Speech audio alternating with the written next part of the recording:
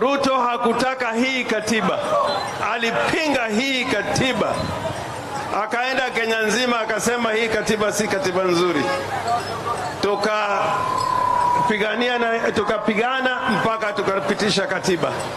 Sasa wakati huu mimi bado niko tayari kupigana na Ruto mpaka tutimize yale ambao Raila alitaka tutimize.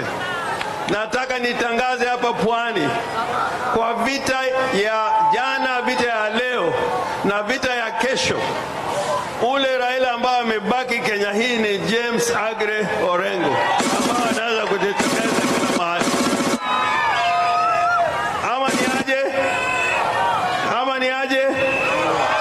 Ama ni aje?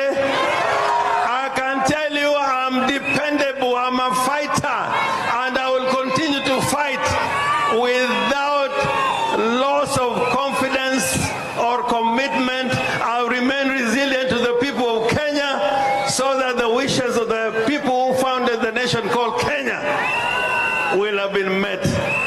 Lakini under President Ruto, we are going down every day as a nation, and this must be brought to a stop. Kweli ama si kweli?